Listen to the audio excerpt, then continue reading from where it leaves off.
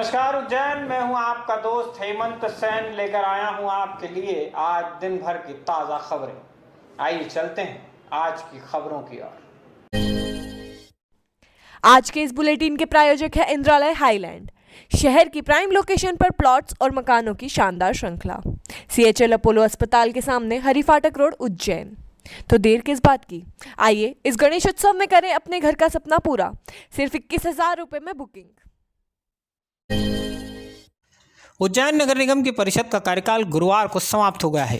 महापौर और नगर निगम अध्यक्ष की गाड़ियां जमा हो गई हैं और बंगले भी खाली होने जा रहे हैं। कार्यकाल समाप्त होने के बाद भी विवाद भूतपूर्व महापौर मीना जुनवाल का पीछा छोड़ने को तैयार नहीं है। ताज़ा विवाद एक किताब को लेकर उठा है। दरअसल गुरुवार को नगर निगम परिषद के सम्मेलन के दौरान पार्षदों के बीच एक किताब का वितरण हुआ। इस किताब का शीर्षक है उत्कृष्ट उज्जैन। किताब के सभी 22 पन्नों पर ऐसा दर्शाया गया है जैसे पिछले 5 साल में महापौर मीना जुनवाल ने उज्जैन को न्यूयॉर्क या वॉशिंगटन बना दिया हो। मज़े की बात तो यह कि इस किताब में सांसद अनिल फिरोजिया, विधायक पारस जैन, उच्च शिक्षा मंत्री डॉक्टर मोहन यादव, नगर निगम आयुक्त और नेता प्रतिपक्ष तक का उल्लेख नहीं है। सदन में भाजपा से ही जुड़े प्रतिनिधियों ने इस किताब पर जमकर हंगामा किया।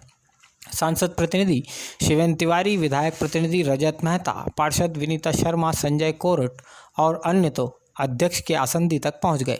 आखिरकार नगर निगम अध्यक्ष रहे सोनू गहलोत ने स्वीकार किया कि इस किताब का नगर निगम से सीधे कोई लेना देना नहीं है। नगर निगम अपनी खुद की किताब छपवाएगा और इसमें सभी के नाम और योगदान का उल्लेख रहेगा। फिलहाल इस किताब ने भाजपा के अंदर खाने की राजनीति में भूचाल ला रखा है। कोरोना वायरस संक्रमण पर रोक लगाने के लिए पुलिस और प्रशासन की टीमों का जतन लगातार तीसरे दिन भी जारी रहा है।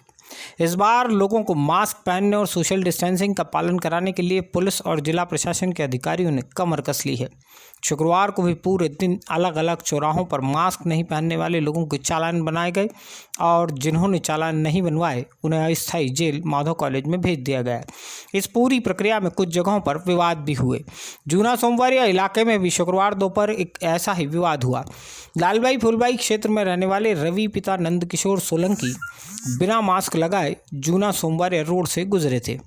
जीवाजीगंज थाने के एसआई शांतिलाल मीणा और आरक्षक दीपांशु पिपलोदिया का रवि के साथ विवाद हुआ।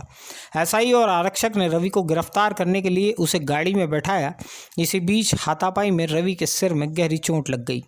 रवि के सिर में टांके आए हैं। रवि की मुंहबोली बहन मेघा चंदेल ने बताया कि पुलिस वालों के साथ हाथापाई में रवि को चोट आई है, जबकि एसआई शांतिलाल मीणा बताते हैं कि गाड़ी में बैठाए जाने के दौरान रवि का पैर फिसला और नीचे गिरने से उसके सिर में चोट आई है। राजस्व और पुलिस अधिकारियों के साथ नगर निगम के कर्मचारियों की टीम पूरे शहर में बिना मास्क पहने लोगों के चालान बना रही है। शुक्रवार को इन्हीं नगर निगम के कर्मचारियों के भी चालान बन गए। आयुक्त के निर्देश पर सहायक स्वास्थ्य अधिकारी पुरुषोत्तम दुबे ने नगर निगम परिसर के भीतर बिना मास्क के घूमने वालों की रसीदें काटी। करीब 28 लोगों की रसीदें बनाई गई। इनमें से ज़्यादातर नगर निगम के कर्मचारी थे। चीन के साथ पिछले कुछ समय से हमारा घोषित और अघोषित दोनों तरह का द्वंद्व चल रहा है। घोषित द्वंद्व सीमा पर सैनिक लड़ रहे हैं और अघोषित द्वंद्व में हमारी सरकार और हम सारे लोग चीन के उत्पादों का बहिष्कार कर अपनी सहभागिता निभा रहे हैं। चीन के खिलाफ ऐसी ही एक लड़ाई की शुरुआत हमारे उज्जैन के कुछ युवाओं ने की है। क्या आप जानते हैं, एंड्रॉयड फ़ोन का इस्तेमाल करने वाले हम में से अधिकांश लोगों के फ़ोन में चीन का mobile app UC browser download है। इस ब्राउज़र का इस्तेमाल किए बिना हम फ़ोन पर इंटरनेट का इस्तेमाल नहीं कर पाते हैं। अब हमारे शहर के युवाओं ने यूसी ब्राउज़र से भी बेहतर पूरी तरह स्वदेशी मोबाइल ऐप वीबी ब्राउज़र तैयार किया है। वीबी ब्राउज़र पूरी तरह से भारतीय ऐप है। इसमें ब्राउजिंग भी यूसी ब्राउज़र के मुकाबले ज़्यादा तेज़ी से होती है। इस ऐप का इस्तेमाल कर आप देश विदेश की ताज़ा खबरों को पढ़ सकते हैं। वीबी ब्राउज़र आपके किसी भी तरह के डेटा को स्टोर नहीं करता है। वीबी ब्राउज़र चीनी ऐप यूसी ब्राउज़र से भी एक कदम आगे की टेक्नोलॉजी पर बेस्ड है। हमारे शहर के युवा राहुल बारोड़, श्वेता परमार, देवानंद पांडे, उद्देश्य अग्रवाल सहित 6 युवाओं की टीम ने इस ऐप को तैयार किया है। वैसे एक ख़ास बात आपको ज़रूर बता देते, वीबी ब्राउज़र का पूरा नाम वंदे भारत ब्राउज़र है। ढाबा रोड पर मावा बाजार के नज़दीक स्थित गोल्डन केमिकल शॉप पर शुक्रवार दोपहर एक गंभीर हादसा हो गया। इस दुकान में रखे केमिकल की कैन लुढ़क कर ढुल गई। इससे इलाके में धुआं ही धुआं फैल गया, तीव्र दुर्गंध हो गई। आगजनी की सूचना के बाद 2 दमकल मौके पर पहुंची और पूरी दुकान को पानी से धो डाला। इसके बाद भी करीब 1 घंटे तक धुआं और केमिकल की दुर्गंध यहां बनी रही। ढाबा रोड बेहद भीड़ भरा इलाका है। यहां खतरनाक केमिकल की दुकान संचालित होना भी शहर के हित में नहीं है। पुराने किसी वक्त में इस दुकान के संचालन को इस जगह पर केमिकल की दुकान संचालित करने की अनुमति दी गई थी, लेकिन अब परिस्थितियां बहुत बदल गई हैं। केमिकल की इस दुकान का संचालन यहां से बंद कर किसी और सुरक्षित इलाके में करने की ज़रूरत ज़्यादा ज़रूरी हो गई है। खाराकुआ थाना क्षेत्र के अमरपुरा से महाकाल सीएसपी डॉक्टर रजनीश कश्यप और उनकी टीम ने घर में चल रहे हाजरवल्ली के सट्टे का कारोबार पकड़ा है। मौके से 16 सटोरी गिरफ्तार किए गए। पुलिस ने इन सटोरियों के पास से 11 मोबाइल फ़ोन और लगभग 7,000 रुपये बरामद किए हैं। अमरपुरा इलाके में शहजाद नामक शख्स के यहाँ 2 कमरों में हाजरवल्ली के सट्टे का कारोबार किया जा रहा था। शहजाद के खिलाफ पूर्व में भी इस तरह के कई अपराध दर्ज हैं। सीएसपी डॉक्टर कश्यप के निर्देशन में यह कार्रवाई होना थी, लिहाजा उन्होंने नीलगंगा, महाकाल और खाराकुआ तीनों ही थानों के जवानों की संयुक्त टीम बनाई थी। नीलगंगा थाने के उपनिरीक्षक जयंत डामोर को टीम का प्रमुख बनाकर अमरपुरा में छापामार कार्रवाई की गई। कलेक्टर आशीष सिंह ने अपने अधीनस्थ अधिकारियों के बीच शुक्रवार को नए सिरे से कार्य विभाजन किया है। हाल ही में उज्जैन में पदस्थ किए गए अपर कलेक्टर जितेंद्र सिंह चौहान अब उज्जैन के नए अतिरिक्त जिला दंडाधिकारी यानी एडीएम होंगे। Jitendra Singh Chauhan smart city company के सीईओ के रूप में जिले में पदस्थ किए गए हैं। अब तक एडीएम रही विदिशा मुखर्जी को खाचरोद, नागदा, बड़नगर के राजस्व प्रकरणों के निराकरण की जिम्मेदारी सौंपी गई है। इसके अलावा शहर में एसडीएम के चार्ज भी बदले गए हैं। जगदीश मेहरा अब एसडीएम उज्जैन ग्रामीण होंगे, जबकि राकेश मोहन त्रिपाठी को उज्जैन नगर एसडीएम की जिम्मेदारी सौंपी गई है। संजय साहू पहले की तरह एसडीएम कोठी महल बने रहेंगे। खूबसूरत गार्डन, समृद्ध जीवन से परिपूर्ण सुकून के पल हैं यहाँ। यदि आपको चाहिए शहर में बेस्ट लोकेशन के बेहतर प्लॉट या मकान तो चले आइए आरके क्लब एवेन्यू पर। RK developers RK club avenue के रूप में लेकर आए हैं उज्जैन शहरवासियों के लिए अनुपम सौगात। केवल 5,51,000 रुपये से प्लॉट और 7,75,000 रुपये से मकानों की रेंज। बुकिंग केवल 5,000 रुपये में। सभी प्रमुख बैंकों से आसान फाइनेंस सुविधा भी उपलब्ध है। आरके क्लब एवेन्यू, ज्ञान सागर स्कूल के पास, देवास रोड, उज्जैन।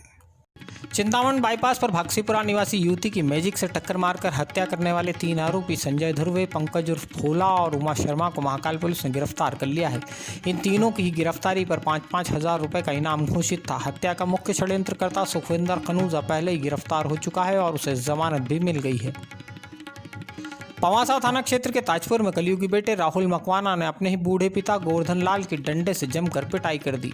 राहुल ने पिता से जेब खर्च के रुपए मांगे थे। पिता ने उसे रुपए नहीं दिए, इसलिए उसने अपने पिता को ही पीट दिया। राहुल के बड़े भाई अर्जुन ने उसके खिलाफ एफआईआर दर्ज करवाई है। बिजली वितरण कंपनी द्वारा अनाप शनाप राशि के बिल दिए जाने के विरोध में शनिवार को कांग्रेस द्वारा एक बार फिर से आंदोलन किया जाएगा। शनिवार दोपहर कांग्रेसी शहीद पार्क पर एकत्रित होकर मक्सी रोड स्थित बिजली वितरण कंपनी के कार्यालय का घेराव करने पहुंचेंगे। जिले के डिप्लोमा इंजीनियर्स ने शुक्रवार को हाथों में तख्तियां लेकर कोठी पैलेस पर विरोध प्रदर्शन किया। डिप्लोमा इंजीनियर सरकार से खुद को उपयंत्री घोषित करने और 28 साल की सेवा के बाद सहायक यंत्री पदनाम दिए जाने की मांग कर रहे हैं। नई उम्र के ज़्यादातर युवा किसी बड़ी कंपनी में अच्छी जॉब चाहते हैं। अधिकांश चाहते हैं कि उज्जैन के बाहर किसी दूसरे शहर में 25 से 30 हज़ार रुपये प्रति माह या इससे भी बेहतर कोई नौकरी मिल जाए। क्या किसी पढ़े लिखे नौजवान को चाय की दुकान खोलने की चाहत रखते देखा है? जी हाँ, अभय न्यूज़ की खास series face of the city में आज हम आपको एक ऐसे ही युवा से मिलवाने जा रहे हैं। इस युवा की सोच है काम भले ही छोटा हो लेकिन अपना हो। दूसरों की 1.25 लाख की नौकरी से अपनी 125 रोज की रोजी भली। फेस ऑफ द सिटी में हमारे आज के मेहमान का नाम है पंडित नीलेश शर्मा। उच्च शिक्षित इस युवा ने जब अपनी पढ़ाई पूरी की तो एक अखबार में सर्वेयर की नौकरी शुरू की। यहाँ काम से संतोष नहीं मिला तो एक इंश्योरेंस कंपनी में नौकरी शुरू कर दी। इस नौकरी में एक दिन बॉस किसी बात पर झल्लाया तो नीलेश ने तय कर लिया अब ज़िंदगी में दोबारा किसी की नौकरी नहीं करूँगा। जब भी करूँगा अपना खुद का काम करूँगा। शिक्षक पिता के इस पुत्र ने हिम्मत कर अपने खुद की एक किराना दुकान खोली। कमबख्त कोरोना आ गया और साथ ले आया लॉकडाउन। कंटेनमेंट जोन में दुकान होने से 2 महीने तक इस दुकान का ताला ही नहीं खुला। नीलेश ने तब भी हिम्मत नहीं हारी। उसने सनशाइन टावर पर अपने खुद की एक टी स्टॉल खोली। नाम दिया सर जी की चाय। बहुत कम वक्त में ही नीलेश ने अपने इस स्टॉल को अच्छे से जमा लिया है। इस स्टॉल पर कुल्हड़, तंदूरी, चॉकलेट, जिंजर, इलायची, रोज़, केसर, पान मसाला और न जाने कितने फ्लेवर की चाय उपलब्ध है। नीलेश जल्द ही यहाँ कड़ी, फाफड़े, खमन जैसे परंपरागत नाश्तों का भी काउंटर खोलने जा रहे हैं।